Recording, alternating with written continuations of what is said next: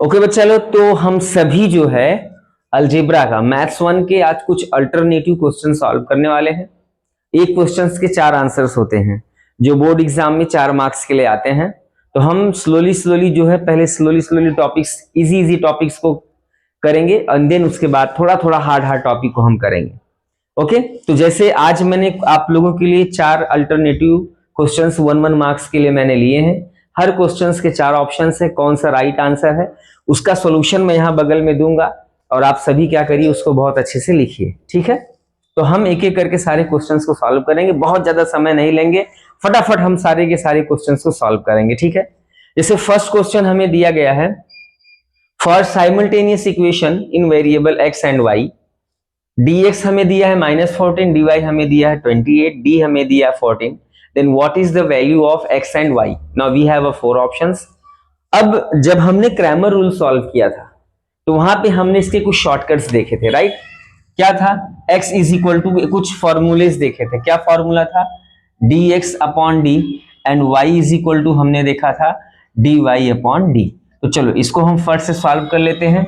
अब हमारे पास dx का वैल्यू कितना दिया है -14 एंड d का वैल्यू हमें दिया है 14, सो ये कैंसिल हो जाएगा। Now we get x is equal to -1 and in same manner dy हमें कितना दिया गया है 28 and we have a d कितना दिया गया हमें 14, सो 14 1 जा 14, 14 2 जा 28। Now we will get 2, that means -1 and 2। now here which option is the right option?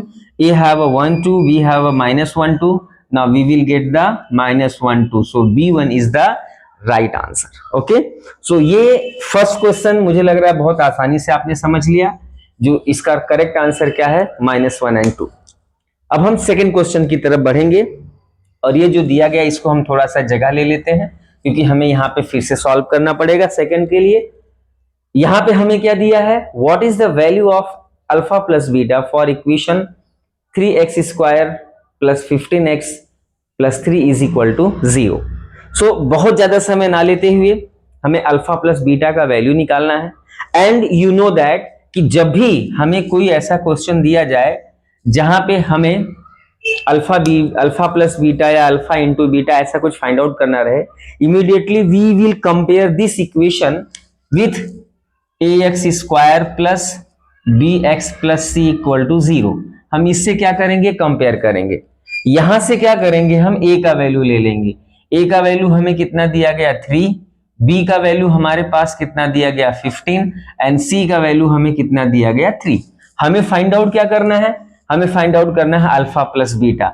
Now we have a formula alpha plus beta is equal to -b upon c, b upon a, sorry, we have a formula alpha plus beta is equal to -b upon a।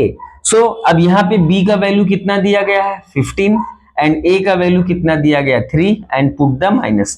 अब 3 से cancel करते हैं, कितना आ जाएगा 3 5 जा 15, now we will get -5। सो यहाँ पे options में हमारे पास 1 2 3 4 4 ऑप्शंस में से ये जो d वाला आंसर है this is our correct answer. Now how we will get -5, you will understood that कि अल्फा प्लस बीटा हमें कैसे निकालना है।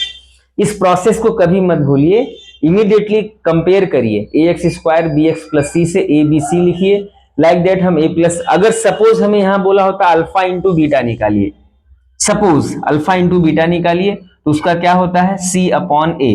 तो हमारे पास c क्या है 3 और a क्या है 3, तो 3 से 3 कैंसिल। लेकिन ये हमें नहीं दिया गया है, बट अगर आपको दिया होता तो आप इसको भी क्या कर सकते थे, आराम से निकाल सकते थे। ओके, आई होप आपने बहुत अच्छे से समझ लिया।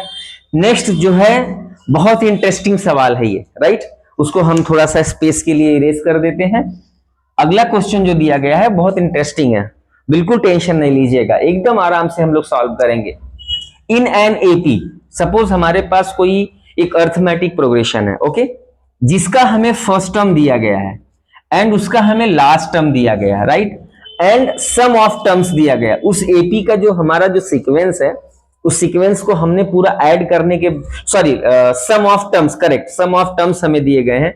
तो हमें पता करना है कि वो यन क्या है, यन का वैल्यू क्या है, यानी वो कितने टर्म्स को हमने ऐड किया कि कि हमें 399 मिला, राइट। तो हम इस n को कैसे फाइंड आउट करेंगे, इसके लिए हमने फॉर्मूला पढ़ा है। मैं थोड़ा सा इसके लिए समय लेता हूं, बस आप समझिए। फॉर्मूला क्या हमारे पास, Sn is equal to n upon 2 T1 plus T2, sorry Tn plus Tn। ये फॉर्मूला हमने जो है जब अर्थमेटिक प्रोग्रेशन चैप्टर पढ़ा था, तो वहां पे एक फॉर्मूला ये हमें दिया गया है, जिसके थ्रू हम क्या करते हैं, सम ऑफ टर्म्स निकालते हैं। जिसके लिए अगर हमें फर्स्ट टर्म और लास्ट टर्म अगर पता है, तो हम शॉर्टकट तरीके से ये फॉर्मूले से जो है हम सम ऑफ टर्म्स निकाल सकते हैं। बस यही फॉर्मूला हमें यूज करना है। अब हमें यन क्या दिया, ध्यान दीजिए यहाँ पे, यन हमें दिया है 399, यन हमको फाइंड आउट करना है, n अपॉन 2। फर्स्ट टर्म हमें कितना दिया, ध्यान दीजिएगा 1, फर्स्ट टर्म हमें दिया है 1 एंड लास्ट टर्म हमें कितना दिया गया है 20, राइट। ज्यादा समय नहीं लेंगे, फटाफट सॉल्व करेंगे। देयरफॉर कुछ मत करिए, 2 को यहां पे चेंज लेके आ जाइए, 399 इंटू 2 इज इक्वल टू, यहां पे क्या बचेगा, n इंटू 2 and 1 कितना हो जाएगा 21, दिस कम दिस साइड। ये नॉर्मल अलजेब्रिक कैलकुलेशन है जो आप सब अक्सर पढ़ाई करते हो, 21 इज इक्वल टू 1। अब इस कैलकुलेशन को हमें सॉल्व करना, राइट। तो देखिए कैसे सॉल्व करना है। अब एक प्रॉपर्टी है 3 की प्रॉपर्टी, अगर मैं इसको ऐड करता हूं 9 9 18 3 21 और 21 और दोनों में 3 से डिविजिबल है, दैट मींस 3 से मैं इसको कट करता हूं, 3 7 जा 21, 3 1 जा 3, 3 3 जा 9, 3 3 जा 9, राइट। अब 7 से डायरेक्ट क्या करिए, यहां से 7 से डायरेक्ट क्या करिए, इसको डिवाइड कर दीजिए 1 3, 7 1 जा 7, नाउ वी विल गेट 6 3, 7 9 जा 63, नाउ कंप्लीटली डिविजिबल हो गया। हमारे पास n इज इक्वल टू क्या आ गया, 7 1 जा 7 19, यानी 19 इंटू 2 वी विल गेट 19 2 जा 38, therefore n is equal to हमें कितना आ गया।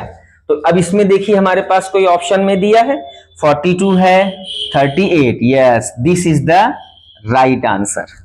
ओके, आई होप आप लोगों ने ये फॉर्मूला को अच्छे से समझा होगा एंड 38 कैसे आया ये आपने समझ लिया होगा। ओके, नाउ हमारा लास्ट जो चौथा दिया गया है, इसमें हमें एक बहुत ही इंपॉर्टेंट क्वेश्चन है, ध्यान दीजिएगा। इस तरह के क्वेश्चंस अक्सर, देखो ये भी क्वेश्चन एग्जाम में आता है, ये भी क्वेश्चन एग्जाम में आता है, इस टाइप के क्वेश्चंस एग्जाम में आते हैं, don't be worry about that. इसके और भी कई सारे एग्जांपल्स हम धीरे धीरे करके सॉल्व करेंगे, बट फिलहाल हम इस एग्जांपल को देखते हैं। Which number can not represented as a probability. हमारे पास दिया गया है 2/3, 0.5, 3/2 एंड 3 35%। ओके, अब एक चीज ध्यान दीजिए, जब हम किसी भी नंबर को प्रोबेबिलिटी में लिखते हैं तो उसका सिंबॉलिक फॉर्म क्या होता है, probability of A is equal to number of A upon suppose number of S, right.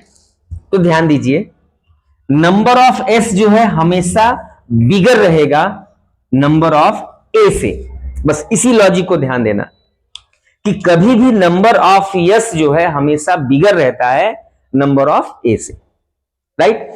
अब जैसे ये वाला एग्जांपल दिया, तो ये वाले एग्जांपल में क्या 2/3, मतलब ये नंबर ऑफ यस देखो बिगर है, मतलब ये प्रोबेबिलिटी है। ये 0.5 का मतलब होता है 1/2, मतलब ये 2 देखो बिगर है, मतलब ये भी प्रोबेबिलिटी है।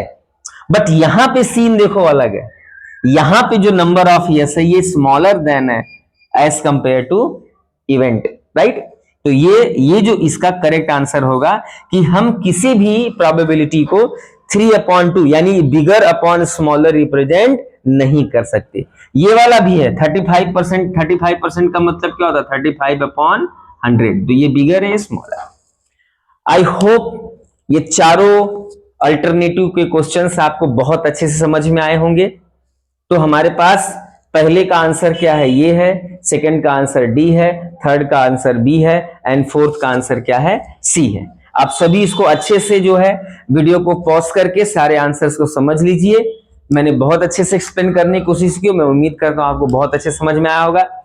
अगर ये वीडियो आपको पसंद आया तो जरूर हमारे इस चैनल को लाइक करिए, कमेंट करिए और सब्सक्राइब करिए।